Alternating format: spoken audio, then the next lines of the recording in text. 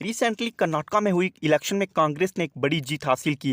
And अगर आपको याद होगा तो इससे पहले भी कांग्रेस ने हिमाचल प्रदेश में गवर्नर बनाई थी। तो आइए हम इस वीडियो में बात करते हैं Rahul Gandhi impact on elections. क्या जो राहुल गांधी जी ने भारत जोड़ो यात्रा की थी उसका कुछ फ़र्क पड़ा, या राहुल गांधी जी जिस स्ट्रैटेजी से काम कर रहे हैं उसका कुछ इम्पैक्ट रहा कर्नाटका में जो इलेक्शन हुई थी, या जो आने वाली 2024 में एमपीज़ की इलेक्शन है उन पे कुछ इम्पैक्ट डाल पाएंगे राहुल गांधी जी या नहीं। तो आइए हम सबसे पहले चलते हैं कर्नाटका के इलेक्शन में। रिसेंटली कर्नाटका में इलेक्शन हुई और आपको याद होगा कि कांग्रेस ने वहाँ पे एक बड़े मार्जिन से जीत हासिल की।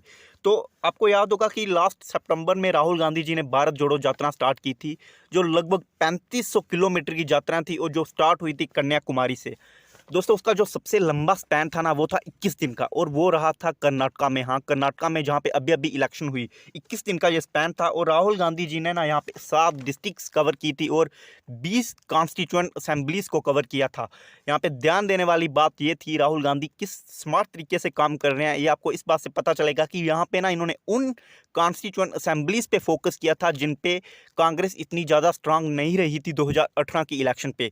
या अगर हम 2018 की इलेक्शन की बात करें ना तो इन 20 सीटों में से कांग्रेस ने यहाँ पे सिर्फ 5 सीटें जीती थी, और बाकी अगर 15 की बात करें तो बीजेपी ने यहाँ पे 9 सीटें जीती थी, और जेडीएस जो वहाँ की लोकल पार्टी है वहाँ उसने भी 6 सीटें वहाँ पे जीती थी। तो कांग्रेस वहाँ पे सिमट गई थी 5 सीटों पे। लेकिन अभी अभी जो भारत जोड़ो यात्रा के बाद दोबारा से इलेक्शन हुई, 23 की इलेक्शन, असेंबली की इलेक्शन, वहाँ पे कांग्रेस ने जीती 15 सीटें, और जो जेडीएस थी उसकी सीटें रह गई हाफ को सिर्फ 3। और रही बात बीजेपी तो वो 9 से सिमट कर सीधे आ गई है 2 पे। तो इतना बड़ा इम्पैक्ट आपको सीधे सीधे दिख रहा होगा। कहाँ कांग्रेस 5 से जंप करके सीधे 15, अगर बीजेपी की हम बात करें तो वहाँ पे बीजेपी सीधे आ गई 9 से 2। इससे पहले जो गवर्नमेंट थी वहाँ पे कर्नाटका में वो बीजेपी थी, आपको याद होगा, और मुख्यमंत्री भी जो था वो भी बीजेपी का ही था। जैसे इलेक्शन खत्म होती है तो कांग्रेस के एक जो सीनियर लीडर है ना, जयराम रमेश जी, उनका भी एक, उनकी तरफ से भी एक ट्वीट देखने को मिला, और ट्वीट में वो लिखते हैं कि राहुल गांधी जी ने भारत जोड़ो यात्रा के टाइम पे ना लोगों के साथ काफ़ी कन्वर्सेशंस वहाँ पे की थी, काफ़ी इंटरेक्शन उनके रहे थे, और जो वहाँ पे बातें हुई थी ना उन लोगों के बीच में, राहुल गांधी जानने की कोशिश कर रहे थे कि लोगों की क्या प्रॉब्लम्स हैं, क्या उनके मुद्दे हैं, क्या उनकी रिक्वायरमेंट्स हैं। उन्हीं के बेसिस पे राहुल गांधी जी ने, जो कांग्रेस ने अपना मैनिफेस्टो 2023 की जो कर्नाटका इलेक्शन है उसके लिए बनाया था, और जो काफ़ी सक्सेसफुल भी उनके लिए रहा, उन्हीं के बेसिस पे गारंटीज दिए गए थे, उन्हीं के बेसिस पे जो प्रोमिस थे वो दिए गए थे। और अगर वोट शेयर की बात करें तो जहाँ पे भारत जोड़ो यात्रा कांग्रेस की गुजरी थी ना, जो इन 20 सीटों में, वहाँ पे इनका वोट शेयर भी जो था वो 2.5%, लगभग 2.5% के आसपास लगभग बढ़ गया है। तो इससे काफ़ी बड़ा इम्पैक्ट आप देख पा रहे होंगे भारत जोड़ो यात्रा का राहुल गांधी जी की जो रही थी। अच्छा, राहुल गांधी ने भारत जोड़ो यात्रा जो की ना, इसके अलावा भी काफ़ी सारे कैंपेन कर रहे हैं, काफ़ी सारे लोगों के साथ ग्राउंड लेवल पे इंटरेक्ट कर रहे हैं वो, ताकि जान सकें भारत की जो नब्ज़ है ना वो पकड़ सकें और एक अच्छे लीडर की तरह उस पर बात कर सकें। हालांकि जो भारत जोड़ो यात्रा जिस टाइम राहुल गांधी जी कर रहे हैं, आपको याद होगा कि दिल्ली में कोविड के कुछ इंस्ट्रक्शन की वजह से उनको थोड़ी देर के लिए भारत जोड़ो यात्रा रोकनी भी पड़ी थी, लेकिन फिर भी उन्होंने वो यात्रा कंप्लीट करी, और कश्मीर में आकर वो बंद हुई थी। काफ़ी सारी चर्चा में रही थी, काफ़ी सारे कमेंट्स दूसरी पार्टीज़ की तरफ से किए गए थे, लेकिन वो रुके नहीं, उन्होंने अपनी यात्रा कंप्लीट की। अच्छा, अब हम बात करते हैं interactions with peoples at ground level. काफ़ी ग्राउंड लेवल पे राहुल गांधी जी इस टाइम काम कर रहे हैं, और काफ़ी अग्रेसिवली तरीके से काम कर रहे हैं। अगर आपको याद होगा, ये कुछ एग्जाम्पल से हम समझते हैं इनको। सबसे पहले राहुल गांधी जी, अगर हम बात करें लास्ट अप्रैल की, तो वो पहुंच जाते हैं दिल्ली के मुखर्जी बाज़ार में। दिल्ली का मुखर्जी बाज़ार आपको पता होगा, मशहूर है। जो यूपीएससी एस्पायरेंट होते हैं ना उनके कोचिंग हब के लिए, कोचिंग वहाँ पे काफ़ी सारे लोग लेने आते हैं अपना ड्रीम लेके, एक आईएएस वगैरह सपना देखने के लिए।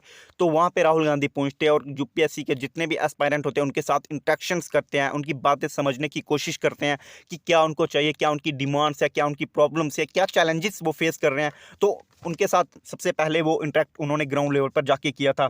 उसके बाद जब कर्नाटका की कैंपेन वो कर रहे थे ना इलेक्शन में, तो वहाँ पे वो पहुँच जाते हैं बीएमटीसी के बस स्टॉप पे। वहाँ पे कॉलेज स्टूडेंट्स को पकड़ते हैं, उनके साथ इंटरेक्शंस करते हैं, वहाँ की वुमेन्स के साथ इंटरेक्शन करते हैं, उनकी प्रॉब्लम्स को समझने की कोशिश करते हैं। ये कुछ एग्जाम्पल्स हैं कि किस तरीके से राहुल गांधी जी ग्राउंड लेवल पर फिलहाल काम कर रहे हैं और नब्स लोगों की पकड़ने का कोशिश कर रहे हैं कि क्या वो चाहते हैं, कैसे वो कैंपेन करें, कैसे वो कांग्रेस को वापस लाएं, और कैसे कैसे एक अच्छे लीडर की तरह वो उभर कर सामने आए।